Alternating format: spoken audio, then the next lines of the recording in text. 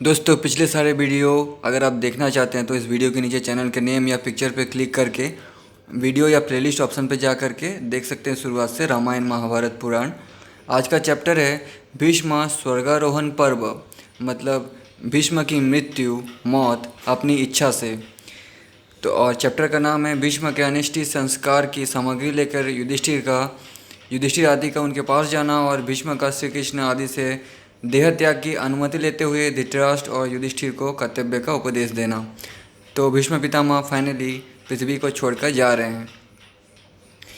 दोस्तों वीडियो के नीचे जो लाल रंग का सब्सक्राइब लिखा हुआ है उसको दबा के बेल आइकन को प्रेस कर दीजिएगा ताकि जब भी मैं वीडियोस अपलोड करूँ आपको जानकारी मिल जाएगा। भीष्म भाई जी कहते हैं राजन, हस्तिनापुर में जाने के बाद कुंती कुमार राजा युधिष्ठिर ने नगर और जनपद के लोगों का यथोचित सम्मान करके उन्हें अपने अपने घर जाने की आज्ञा दी। इसके बाद जिन स्त्रियों के पति और वीर पुत्र युद्ध में मारे गए थे उन सब का बहुत सा धन देकर पांडुपुत्र राजा युधिष्ठिर ने धैर्य बंधाया। महाज्ञानी और धर्मात्माओं में श्रेष्ठ युधिष्ठिर ने राज्याभिषेक हो जाने के पश्चात अपना राज्य पाकर मंत्री आदि समस्त प्रकृतियों को अपने अपने पद पर स्थापित करके वेद पेत्या एवं गुणवान ब्राह्मणों से उत्तम आशीर्वाद ग्रहण किया। 50 रात तक उस उत्तम नगर में निवास करके श्रीमान पुरुष पवर युधिष्ठिर को कुरुकुल शिरोमणि भीष्म जी के बताए हुए समय का स्मरण हो आया। उन्होंने ये देखकर कि सूर्यदेव दक्षिणायन से निवृत्त हो गए और उत्तरायण में आ गए। दोस्तों इसी दिन को मकर संक्रांति कहा जाता है जिस दिन भीष्म पितामह ने अपना देह त्याग किया था, अगर मैं सही हूँ तो। याजकों से धीर कर हस्तिनापुर से बाहर निकले। ये पूरे साल में सबसे शुभ दिन है, अच्छा दिन है।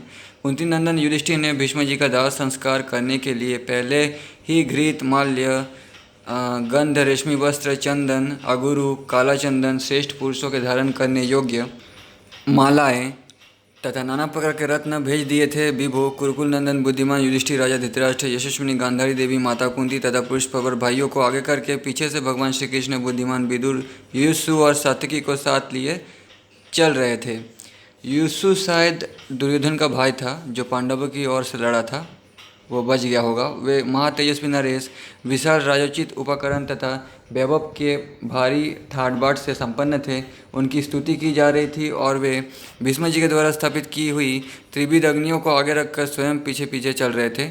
वे देवराज इंद्र की भांति अपनी राजधानियों से बाहर निकले और यथा समय कुरुक्षेत्र में भीष्म जी के पास जा पहुँचे। राजा से उस समय वहाँ दशरथ नंदन पराशर नंदन बुद्धिमान व्यास जी देवर्षि नारद और असित देवर ऋषि उनके पास बैठे थे। नाना देशों से आए हुए नरेश जो मरने से बच गए थे रक्षक बनकर चारों ओर से महात्मा भीष्म की रक्षा कर रहे थे। मतलब बहुत देशों के राजा भी महाभारत युद्ध में भाग लिए थे। देखिए यहाँ पे लिखा हुआ है बहुत देशों से आए हुए नरेश।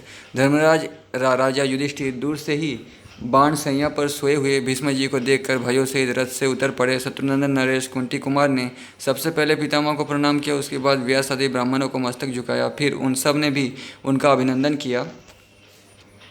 तदनंतर कुरुनंदन के धर्मपुत्र धर्मराज युधिष्ठिर ब्रह्मा जी के समान तेजस्वी ऋतिजो भाइयों और ऋषियों से घिरे और बाण सैया पर सोए हुए भरतश्रेष्ठ गंगा पुत्र भीष्म जी से भाइयों सहित इस प्रकार बोले। गंगानंदन नरेश्वर महाबाहु, मैं युधिष्ठिर आपकी सेवा में उपस्थित हूँ और आपको नमस्कार करता हूँ। यदि आपको मेरी बात सुनाई देती हो तो आज्ञा दीजिए कि मैं आपकी क्या सेवा करूँ। राजन प्रभु, आपकी अग्नियों और आचार्यों ब्राह्मण तथा ऋतिजों को साथ लेकर मैं अपने भाइयों के साथ ठीक समय पर आ पहुंचा हूं। आपके पुत्र महातेजस्वी राजा धृतराष्ट्र भी अपने मंत्रियों के साथ उपस्थित हैं और महापराक्रमी भगवान श्री कृष्ण भी यहाँ पधारे हुए हैं। पुरुष सिंह युद्ध में मरने से बचे हुए समस्त राजा और कुरुजंजाल देश की प्रजा भी उपस्थित है। आप आंखें खोलिए और इन सबको देखिए। आपके कथन अनुसार इस समय के लिए जो कुछ संग्रह करना आवश्यक था वो सब जुटा कर मैंने यहाँ पहुँचा दिया है। सभी उपयोगी वस्तुओं को प्रबंध कर लिया गया है। भीष्म जी कहते जन्मेजय परम बुद्धिमान कुंती पुत्र युधिष्ठिर के इस प्रकार कहने पर गंगानंदन भीष्म जी ने आंखें खोलकर अपने को सब ओर से घेर कर खड़े हुए संपूर्ण भरतवंशियों को देखा। फिर प्रवचन कुशल बलवान भीष्म ने युधिष्ठिर की विशाल भुजा हाथ में लेकर मेघ के समान गंभीर वाणी में ये समुचित वचन कहा। कुंती नंदन युधिष्ठिर, सौभाग्य की बात है कि तुम मंत्रियों सहित यहाँ आ गए। सहस्त्र किरणों से सुशोभित भगवान सूर्य अब दक्षिणायन से उत्तरायण की ओर लौट चुके हैं। इन तीखे अग्रभाग वाले बाणों की सैया पर शयन करते हुए आज मुझे 58 दिन हो गए, किंतु ये दिन मेरे लिए 100 वर्ष के समान बीते हैं। युधिष्ठिर, इस समय चंद्रमास के अनुसार माघ का महीना प्राप्त हुआ है। इसका ये शुक्ल पक्ष चल रहा है, जिसका एक भाग बीत चुका है और 3 भाग बाकी है। धर्मपुत्र युधिष्ठिर से ऐसा कहकर गंगानंदन भीष्म ने धृतराष्ट्र को पुकार कर उनसे यह समुचित वचन कहा। भीष्म जी बोले, राजन, तुम धर्म को अच्छी तरह जानते हो, तुमने अर्थ तत्वों का भी भलीभांति निर्णय किया है। अब तुम्हारे मन में किसी प्रकार का संदेह नहीं है, क्योंकि तुमने अनेक शास्त्रों का ज्ञान रखने वाले बहुत से विद्वान ब्राह्मणों की सेवा की है, उनसे सत्संग से लाभ उठाया है। मनुजेश्वर, तुम चारों वेदों, संपूर्ण शास्त्रों और धर्मों का रहस्य पूर्ण रूप से जानते और समझते हो। कुरुनंदन, तुम्हें शोक नहीं करना चाहिए। जो कुछ हुआ है वो अवश्यंभावी था। तुमने कृष्ण द्वैपायन व्यास जी से देवताओं का रहस्य भी सुन लिया है। उसी के अनुसार महाभारत युद्ध की सारी घटनाएं हुई हैं। ये पांडव जैसे राजा पांडु के पुत्र हैं, वैसे ही धर्म की दृष्टि से तुम्हारे भी हैं। ये सदा गुरुजनों की सेवा में संलग्न रहते हैं। तुम धर्म में स्थित रहकर अपने पुत्र के समान ही इनका पालन करना। धर्मराज युधिष्ठिर का हृदय बहुत ही शुद्ध है, ये सदा तुम्हारी आज्ञा के अधीन रहेंगे। मैं जानता हूँ इनका स्वभाव बहुत ही कोमल है और ये गुरुजनों के प्रति बड़ी भक्ति रखते हैं। तुम्हारे पुत्र बड़े दुरात्मा, क्रोधी, लोभी, ईर्ष्या के वशीभूत तथा दुराचारी हैं, अतः उनके लिए तुम्हें शोक नहीं करना चाहिए। भीष्मपंत जी कहते हैं, जन्मेजय मनीषी धृतराष्ट्र से ऐसा वचन कहकर कुरुवंशी भीष्म ने महाबाहु भगवान श्री कृष्ण से इस प्रकार कहा। भीष्म जी बोले, भगवान देवेश्वर, देवता और असुर सभी आपके चरणों में मस्तक झुकाते हैं। आपने 3 पगों से त्रिलोकी को नापने वाले तथा शंख चक्र और गदा धारण करने वाले नारायण देव, आपको नमस्कार है। आप वासुदेव, हिरण्यात्मा, पुरुष, सविता, विराट, अनुरूप, जीवात्मा और सनातन परमात्मा है। कमल नयन श्री कृष्ण पुरुषोत्तम वैकुंठ, आप सदा मेरा उद्धार करें। आप मुझे जाने की आज्ञा दें। प्रभु, आप ही जिनके परम आश्रय हैं, उन पांडवों की सदा आपको रक्षा करनी चाहिए। मैंने दुर्बुद्धि एवं मंद दुर्योधन से कहा था कि जहाँ श्री कृष्ण है वहाँ धर्म है, और जहाँ धर्म है उसी पक्ष की जय होगी। इसलिए बेटा दुर्योधन, तुम भगवान श्री कृष्ण की सहायता से पांडवों के साथ संधि कर लो। ये संधि के लिए बहुत उत्तम अवसर आया है। इस प्रकार बार बार कहने पर भी उस मंदबुद्धि मूढ़ ने मेरी ये बात नहीं मानी और सारी पृथ्वी के वीरों का नाश कराकर अंत में वो स्वयं भी काल के गाल में चला गया। देव, मैं आपको जानता हूँ। आप वही पुरातन ऋषि नारायण हैं जो नर के साथ चिरकाल तक बद्रिकाश्रम में निवास करते थे। नर और नारायण दोनों जुड़वा भाई थे, ऋषि थे, और नर ने अर्जुन के रूप में जन्म लिया और नारायण ऋषि ने श्री कृष्ण के रूप में जन्म लिया। इसलिए अर्जुन को भी विष्णु के अवतार कहा जाता है। और एक चैप्टर है जो पहले के चैप्टर में मैंने पढ़ा है, उसमें विष्णु का एक नाम धनंजय भी बताया गया है। 2 दिग्विजय में सारी दुनिया को जीता था। आप पिछला वीडियो देख सकते हैं। देवर्षि नारद तथा महातपस्वी व्यास जी ने भी मुझे कहा था कि ये श्री कृष्ण और अर्जुन साक्षात भगवान नारायण और नर हैं जो मानव शरीर में अवतीर्ण हुए हैं। श्री कृष्ण, अब आप आज्ञा दीजिए, मैं इस शरीर का परित्याग करूँगा। आपकी आज्ञा मिलने पर मुझे परम गति प्राप्त होगी। भगवान श्री कृष्ण ने कहा, पृथ्वी पालक महातेजस्वी भीष्म जी, मैं आपको आज्ञा देता हूँ, आप वसुलोक जाइए। इस लोक में आपके द्वारा अनुमात्र भी पाप नहीं हुआ है। राजस्य, आप दूसरे मार्कंडेय के समान पितृभक्त हैं, इसलिए मृत्यु विनीत दासी के समान आपके यश में हो गई है। भीष्मपंत जी कहते, जन्मेजय भगवान के ऐसा कहने पर गंगानंदन भीष्म ने पांडवों, धृतराष्ट्र आदि सभी सूर्यों से कहा, अब मैं प्राणों का परित्याग करना चाहता हूँ। तुम सब लोग इसके लिए मुझे आज्ञा दो। तुम्हें सदा सत्य धर्म के पालन का प्रयत्न करते रहना चाहिए, क्योंकि सत्य ही सबसे बड़ा बल है। भरतवंशियों, तुम लोगों को सबके साथ कोमलता का बर्ताव करना, सदा अपने मन और इंद्रियों को अपने वश में रखना और ब्राह्मण भक्त, धर्मनिष्ठ एवं तपस्वी होना चाहिए। ऐसा कहकर बुद्धिमान भीष्म जी ने अपने वो सुहृदों को गले लगाया और युधिष्ठिर से पुनः इस प्रकार कहा, युधिष्ठिर, तुम्हें सामान्यतः सभी ब्राह्मणों की, विशेषतः विद्वानों की और आचार्य तथा ऋषियों की सदा ही पूजा करनी चाहिए। नेक्स्ट चैप्टर, भीष्म जी का प्रयाण, त्याग, दाह संस्कार। भीष्मपंत जी कहते हैं, शत्रुदमन जन्मेजय, समस्त कौरवों से ऐसा कहकर कुरुश्रेष्ठ शत्रुनंदन भीष्म जी 2 घड़ी तक चुपचाप पड़े रहे। तदनंतर वे मन सहित प्राण वायु को क्रमशः भिन्न भिन्न धाराओं में स्थापित करने लगे। इस तरह योगिक क्रिया द्वारा रोके हुए महात्मा भीष्म जी के प्राण क्रमशः ऊपर चढ़ने लगे। प्रभु, उस समय वहाँ एकत्र हुए सभी संत महात्माओं के बीच एक बड़े आश्चर्य की घटना घटी। व्यास आदि सब महर्षियों ने देखा कि योग युक्त हुए शत्रुनंदन भीष्म के प्राण उसके जिस जिस अंग को त्याग कर ऊपर उठते थे, उस अंग के बाण अपने आप निकल जाते और उनका घाव भर जाता था। तो वेद व्यास जी भी विष्णु के ही अवतार कहे गए हैं। नरेश्वर, इस प्रकार सबके देखते देखते भीष्म जी का शरीर क्षण भर में बाणों से रहित हो गया। ये देखकर व्यास आदि समस्त मुनियों से भगवान श्री कृष्ण आदि को बड़ा विस्मय हुआ। भीष्म जी ने अपने देह के सभी द्वारों को बंद करके प्राणों को सब ओर से रोक लिया था, इसलिए वो उनका मस्तक फोड़कर आकाश में चला गया। उस समय देवताओं की दुदुम्बियाँ बज उठी और साथ ही दिव्य पुष्पों की वर्षा होने लगी। सिद्धों और ब्रह्मर्षियों को बड़ा हर्ष हुआ और भीष्म जी को साधुवाद देने लगे।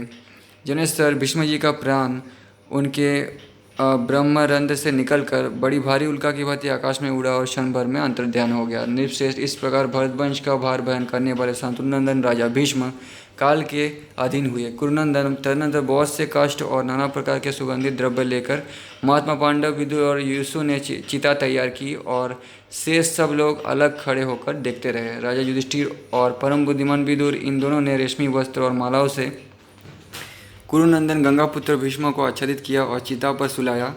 उस समय युसु ने अपने ऊपर उत्तम छत्र लगाया और भीमसेन तथा अर्जुन श्वेत चंवर और व्यंजन डुलाने लगे।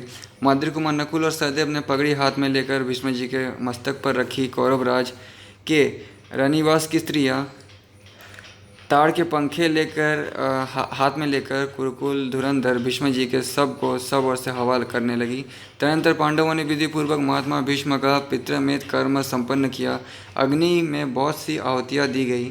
साम गान करने वाले ब्राह्मण सामंत्रों का गान करने लगे तथा धृतराष्ट्र आदि ने चंदन की लकड़ी, काली चंदन और सुगंधित वस्तुओं से भीष्म के शरीर को आच्छादित करके उनकी चिता में आग लगा दी। फिर धृतराष्ट्र आदि सब कौरवों ने इस जलती हुई चिता की प्रदक्षिणा की। इस प्रकार कुरुश्रेष्ठ भीष्म जी का दाह संस्कार करके समस्त कौरव अपनी स्त्रियों को साथ लेकर ऋषि मुनियों से सेवित परम पवित्र भागीरथी के तट पर गए। उनके साथ महर्षि व्यास, देवर्षि नारद, असित देवल, भगवान श्री कृष्ण तथा नगर निवासी मनुष्य भी पधारे थे। वहां पहुंचकर उन क्षत्रिय शिरोमणियों और अन्य सब लोगों ने विधिपूर्वक महात्मा भीष्म जी को जलांजलि दी। उस समय कौरवों द्वारा अपने पुत्र भीष्म को जलांजलि देने का कार्य पूरा हो जाने पर भागीरथी जल के ऊपर प्रकट हुई और शोक से विह्वल हो रोदन एवं विलाप करती हुई कौरवों से कहने लगी, निष्पाप पुत्रगण, मैं जो कहती हूँ उस बात को यथार्थ रूप से सुनो। भीष्म राजोचित सदाचार से संपन्न थे। वे उत्तम बुद्धि और श्रेष्ठ कुल में संपन्न थे। महान व्रतधारी भीष्म कुरुकुल वृद्ध पुरुषों के सत्कार करने वाले और अपने पिता के बड़े भक्त थे। हाय, पूर्वकाल में जमदग्नि नंदन परशुराम भी अपने दिव्य अस्त्र द्वारा जिस मेरे पराक्रमी पुत्र को पराजित न कर सके, वो इस समय शिखंडी के हाथ से मारा गया। अर्जुन के हाथ से नहीं दोस्तों, ठीक है। युद्ध लास्ट जो हुआ था शिखंडी के साथ ही हुआ था। आप पढ़ सकते हैं। ये कितने कष्ट की बात है। राजाओं, अवश्य ही मेरा हृदय पत्थर और लोहे का बना हुआ है। शिखंडी जो थी वो होमोसेक्सुअल थी, ठीक है। इसके बारे में भी मैंने वीडियो बनाया है, आप पढ़ सकते हैं। तभी तो अपने प्रिय पुत्र को जीवित न देखकर भी आज यह फट नहीं जाता है। काशीपुर के स्वयंवर में समस्त भूमंडल के क्षत्रिय एकत्र हुए थे, किंतु भीष्म ने एकमात्र रथ की ही सहायता से उन सबको जीतकर काशीराज की तीनों कन्याओं का अपहरण किया था। हाय, इस पृथ्वी पर बल में जिसकी समानता करने वाला दूसरा कोई नहीं है, उसी को शिखंडी के हाथ से मारा गया सुनकर आज मेरी छाती क्यों नहीं फट जाती। भीष्म पितामह का जो शारीरिक बल था वो देवी गंगा के समान था, क्योंकि वो गंगा पुत्र थे। उसे आप देवता कह सकते हैं उनको, जिसे महामना वीर ने जमदग्नि नंदन परशुराम को युद्ध क्षेत्र के युद्ध में अनायास ही पीड़ित कर दिया था, वही शिखंडी के हाथ से मारा गया। ये कितने दुख की बात है। ऐसी बातें कहकर जब महानदी गंगा जी बहुत विलाप करने लगी, तब भगवान श्री कृष्ण ने उन्हें आश्वासन देते हुए कहा, भद्रे, धैर्य धारण करो, शुभ दर्शन, शोक न करो। तुम्हारे पुत्र भीष्म अत्यंत उत्तम लोक में गए हैं, इसमें संशय नहीं है। सो बने मैं महातेजस्वी वसु थे। वशिष्ठ जी के शाप दोष से इन्हें मनुष्य योनि में आना पड़ा था, अतः इनके लिए शोक नहीं करना चाहिए। देवी, इन्होंने समरंग में क्षत्रिय धर्म के अनुसार युद्ध किया था। ये अर्जुन के हाथ से मारे गए, शिखंडी के हाथ से नहीं। सुबाना ने तुम्हारे पुत्र कुरुश्रेष्ठ भीष्म जब हाथ में धनुष बाण लिए रहते, उस समय साक्षात इंद्र भी उन्हें युद्ध में मार नहीं सकते थे। ये तो अपनी इच्छा से ही शरीर त्याग कर स्वर्गलोक में गए हैं। सरिताओं में श्रेष्ठ देवी, संपूर्ण देवता मिलकर भी युद्ध में उन्हें मारने की शक्ति नहीं रखते थे। इसलिए तुम कुरुनंदन भीष्म जी के लिए शोक मत करो। ये तुम्हारे पुत्र भीष्म वसुओं के स्वरूप को प्राप्त हुए हैं, अतः इनके लिए चिता चिंता रहित हो जाओ। भीष्म पायन जी कहते हैं, महाराज जब भगवान श्री कृष्ण और व्यास जी ने इस प्रकार समझाया तब नदियों में शेष गंगा जी शोक त्याग कर अपने जल में उतर गई। नरेश श्री कृष्ण आदि सब नरेश गंगा जी का सत्कार करके उनकी आज्ञा ले वहाँ से लौट गए। तो यहाँ पे अनुशासन पर्व कंप्लीट होता है। उसके बाद नेक्स्ट पर्व शुरू होगा।